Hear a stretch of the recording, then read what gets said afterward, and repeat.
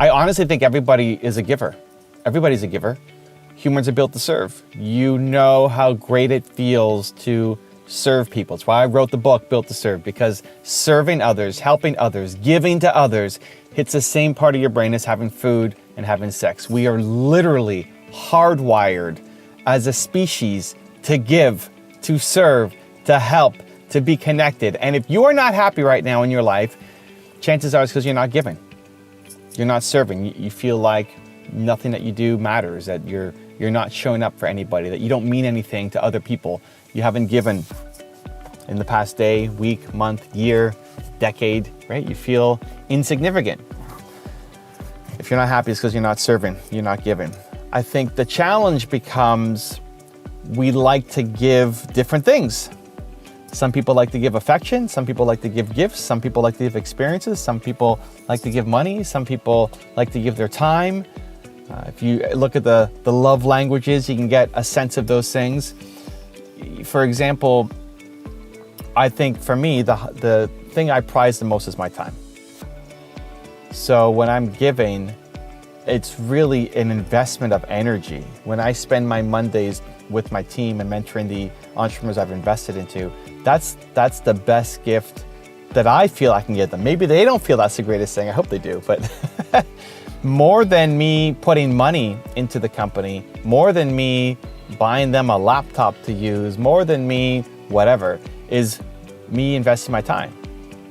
And that's how I like to give my time, my energy. It's why I do so many videos. It's why I do Instagram lives and take people's questions. It's why I do so many shows and podcasts. It's why when I go speak at an event, I'll end up doing 5-6 hours in the hallway afterwards talking to people.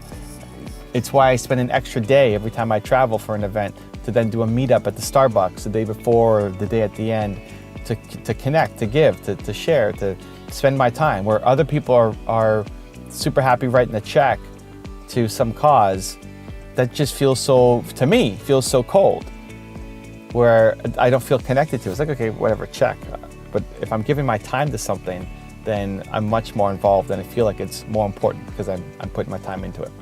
And so I think that becomes super important, is to understand, one, how do you give? Because if you want to be happy, you have to understand, how do you give? What makes you come alive? Do you want to put your time into it? Do you want to do something else? How do you give and how do you show up? Two is then being able to receive from other people and recognize that just because they don't give the same way you do, that it's not a failure, that it's not that they don't care about you. It's not that they don't love you. It's just a different way of expressing it. I appreciate more that people invest their time into things because I value time so much. But for somebody else who loves buying gifts, for example, gifts I don't really care about. I don't celebrate my birthday. I don't care about birthdays. I don't care about milestones. But if you're with somebody, and that could be a significant other, but it could also be your team. It could also be your customers. It could also be the people around you. If they really care about it, then the greatest way to give is to actually show up and celebrate because that's what they really care about. So one is understand, what do you like to give? What's your love language? How do you love giving? Two, understand the people around you who you want to maintain a relationship with and build and foster tighter and deeper relationships with them.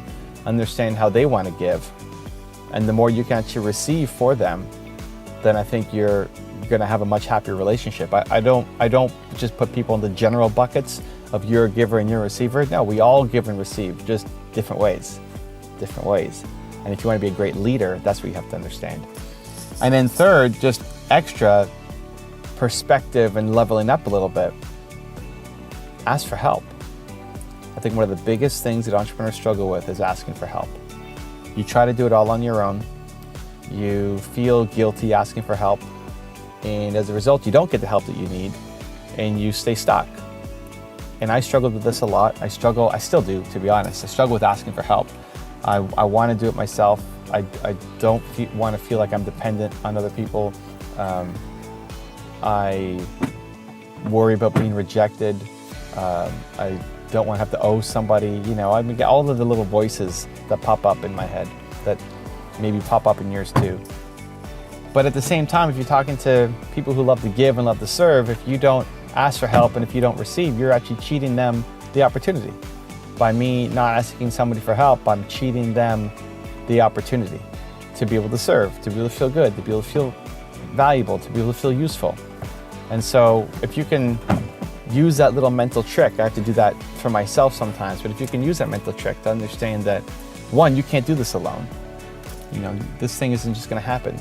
Your big dream, big mission, big vision, it's not happening on its own. You can't do this all by yourself. You need input, you need feedback, you need support, you need guidance, you need mentorship, you need help. And two, that they like giving too. Everybody likes giving, everybody likes serving. Nobody wants to give to somebody who's just gonna abuse that time, right? If you're gonna ask for help, you gotta do something about it. Mentors love giving help, but they hate wasting their time. That's the flip side. So they'll love helping, but they love helping people who actually take action. So be the person who takes action. Be the person who asks for help, asks for one thing, not a million things, not 18 different things, not you ask for help on something and then you come back and ask for help on something else. So like, well, what did you do on the first one, right? Don't disrespect the people who you're asking help from. Understand that you need help. Ask for help, one simple thing, and then go do the work. And then come back and update them and let them know how their advice helped you. And then you can ask for something else. If you ask for more help, you'll start to see better results in your business and your life.